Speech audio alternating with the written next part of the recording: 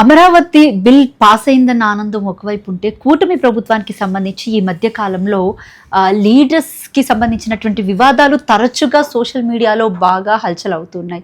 ముఖ్యంగా Janasena party MLA అరవ శ్రీధర్ విషయంలో అది బాగా రోజు రోజుకి వివాదం ముదురుతుందని చెప్పొచ్చు సార్. అంటే అమ్మాయి కూడా ఇలా రోడ్ల మీదకి వచ్చి నాకు న్యాయం చేయండి అన్న తరుణంలో జనసేన కార్యకర్తలు ఆమెను కొట్టారు అని చెప్పేసి ఆరోపణలు కూడా వస్తున్నటువంటి నేపథ్యంలో అసలు దీన్ని ఏ రకంగా చూడొచ్చు అంటారు? ఏం జరుగుతుంది అసలు? ఇప్పుడు జనసేననే కాదండి, టీడీపీ అయినా బీజేపీ అయినా ఎవరైనా కానీ అనైతిక చర్యలకు పాల్పడడం అనేటువంటిది కరెక్ట్ కాదు. రాష్ట్రంలో పార్టీ అధినేతలు పవన్ కళ్యాణ్ గారు కానీ, చంద్రబాబు నాయుడు గారు కానీ, లోకేష్ గారు కానీ, మిగతా నాయకులు కానీ రాష్ట్రం కోసం పడుతున్న శ్రమ కానీ, జగన్మోహన్ రెడ్డి లాంటి ఎదుర్కొని అనేక అష్టకష్టాలు పడతా ఆటంకాలను ఎదుర్కొని వాళ్ళు ముందుకు సాగుతూ ఉన్నారు. రాష్ట్రాన్ని ఇప్పుడు ఆంధ్రప్రదేశ్లో సజావుగా సాగే పరిస్థితి కాదండి. ఎందుకంటే ఒక పక్క ఆర్థిక సంక్షోభం ఉంటుంది, ఒక పక్క కాలకేళ్ళకి ప్రతి దానికి అడ్డం పడుతూ ఉంటారు. రకరకాల ఇబ్బందులు ఉన్నాయండి.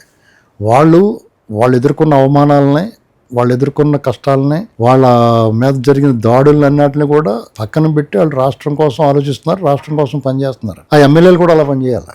ఏ పార్టీ వాళ్ళైనా సరే ఆ నాయకులు బాధ్యతగా వ్యవహరించాలి. పబ్లిక్ జీవితంలో ఉన్నప్పుడు నీ ప్రైవేట్ వ్యవహారాలని పబ్లిక్లో రాకుండా చూసుకోవాలి. ఇప్పుడు కొన్ని విషయాలు రంకుతనం దొంగతనం ఆగదండి. ఆ బలహీనత లేకుండా ఉండాలి.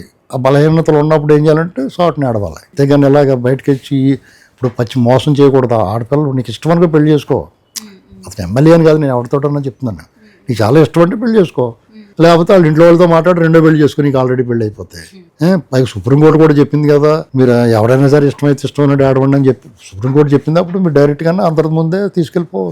త్రిషారం గట్ట తీసిపోవట్లేదు ఆ విజయ్, అక్కడ ఇద్దరు కలిపి వెళ్ళిపోతున్నారు కించక్కన. విజయ్ కూడా తీసిపోడు కదా, అందరూ మాట్లాడుతున్న నోరు ముంచేయడు కదా, వాళ్ళు కూడా తీసుకెళ్ళిపోయి అలా చేయి నేను ఎవడొద్దు అంటాడు. అంతేగాని అనవసరం కూడా ఏదో ఆశ పెట్టి నీకేదో చేస్తాను అని చెప్పేసి తర్వాత బాబు ఎందుకు వచ్చిన మోజు తిరిగిన తర్వాత తోసేస్తాం ఇలాంటి చేస్తే డెఫినెట్గా వాళ్ళు చేస్తారు.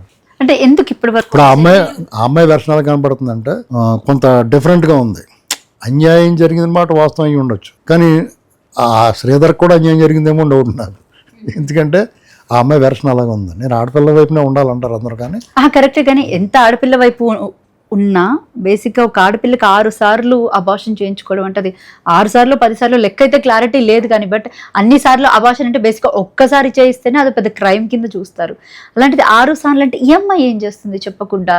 ఇటు శ్రీధర్ మాత్రం ఎందుకు సైలెంట్గా ఉన్నాడు? అంటే ఎవరి దగ్గర తప్పు ఉంది అనేది ఇప్పుడు అతనికి ఇప్పుడు ఎలా ఉంటుంది అంటే సెన్సిటివ్గా మారిపోద్ది మ్యాటర్. దాని మీద వ్యాఖ్యానాలు అబార్షన్ గురించి నేను మాట్లాడినాను. ఇప్పుడు శ్రీధర్ ఎమ్మెల్యే గారు ఆ అమ్మాయి పట్ల ఇంతవరకు రాకుండా చూసుకోవాల్సింది.